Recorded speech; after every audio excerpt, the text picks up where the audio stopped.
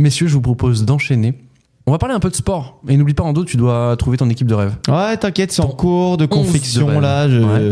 Je suis à peu près à 9 joueurs là, il me manque peut-être 2. Ok, tout dans la tête. Tout dans la tête. Bon. Pas vrai. J'ai noté Ben, des trucs on va- mais t'as pas vu. Ah, c'est plus bas, c'est plus bas. Bon, Non, je me spoil pas. On verra. Ando, tu vas continuer de nous parler de foot. C'est l'heure de la VAR de glitch. Ah là, on est bien. Alors moi j'aimerais bien savoir pourquoi. J'ai un scoop pour vous. Et je suis fatigué. T'es bien informé. C'est les émotions en fait. C'est... Brésil ou pas, m'en bats les couilles. Je suis fatigué. Allez nous casser les couilles là. Ando, événement marquant ce week-end, c'était tout simplement la fin de la Coupe d'Afrique des Nations. Exactement. C'était dimanche soir, la Côte d'Ivoire qui s'est imposée 2-1 en finale de cette Coupe d'Afrique des Nations contre le Nigeria. Alors, vous allez me dire, ok, c'est cool, bravo, mais est-ce que ça vaut une VAR de glitch ? Eh ben, je vais pas en fait vous raconter que la Côte d'Ivoire a gagné la CAN, mais comment la Côte d'Ivoire a gagné la CAN, parce que c'est, je pense, l'une des plus grandes épopées d'un pays dans une compétition internationale, et ce depuis des décennies peut-être. Je vous raconte. Au début de la compétition, les Ivoiriens ne font pas figure de favoris, mais il y a forcément cette effervescence, tu vois, dans le pays qui accueille la compétition, vu que c'était le pays hôte, tout ça. En poule, les éléphants, qui sont dans la sélection, ils déçoivent tout le monde en perdant 2 fois et ils finissent 3e de leur groupe. Surtout, en fait, ils risquent l'élimination précoce puisqu'ils n'ont plus leur destin entre leurs mains. C'est un peu technique, écoutez. Ils ont besoin d'une victoire du Maroc pour passer et donc finir meilleur 3e de groupe, comme d'autres, mais aussi d'une défaite du Ghana pour espérer donc se qualifier. Ok.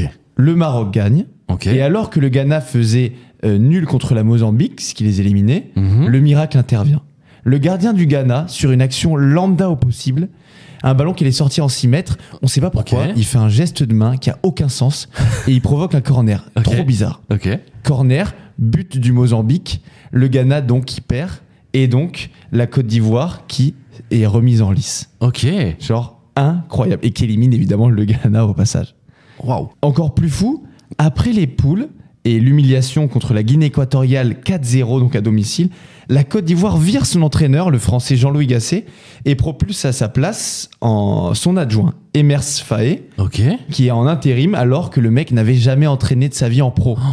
Genre, il prend le destin du pays Ouais. dans sa compétition. Bref, incroyable. Mais déjà, il vire un entraîneur pendant la compétition. Déjà, c'est incroyable. assez lunaire, Et ouais. le remplacer par quelqu'un, tu sais, c'est même pas genre on a fini, on est éliminé, on remplace quelqu'un. Non, non. C'est Je savais incroyable. même pas que c'était possible ça. Résultat des courses, Faé, il remobilise tout le monde, il remobilise son équipe qui était au bord du gouffre, et le miracle arrive une fois de plus.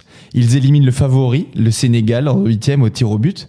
Ils éliminent le Mali en quart, puis la République démocratique du Congo en demi, avant donc de battre le Nigeria en finale. Vous pensez que je vous ai tout dit sur la magie de cette aventure ? Eh ben même pas. Le but vainqueur en finale est marqué par l'attaquant Sébastien Haller, Ah qui oui. revient de très loin. Bien sûr. Toi, tu le sais, Galup, en 2022, on lui a diagnostiqué un cancer des testicules et aujourd'hui, c'est le héros de tout un peuple.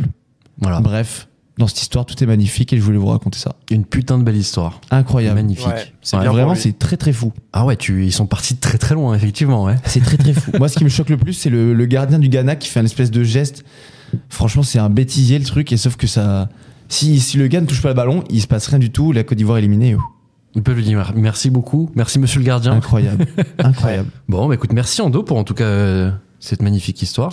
Côte d'Ivoire, donc qui a gagné la Coupe d'Afrique. Bravo à la Côte d'Ivoire. Ouais. Chez eux, à domicile. Bravo. Ouais, ouais. ça, Incroyable. c'était magnifique l'ambiance. Je sais pas si vous avez vu des images passer. Ouais, bien sûr. Ouais. Incroyable. Le stade Ouais, est plein à L'émotion aussi Abidjan. de tous les joueurs. Enfin, c'était assez Bravo. fou. C'était assez fou. Mais notamment le buteur là qui a fondu en larmes. Exactement. Eh ben oui. Aller, ouais, C'est Sébastien vachement Aller. émouvant. Avec Basile Boli. Incroyable. Sébastien Aller, il revient de tellement loin lui aussi. Enfin, ouais, c'est beau. C'est des belles histoires et on aime bien ça dans Glitch.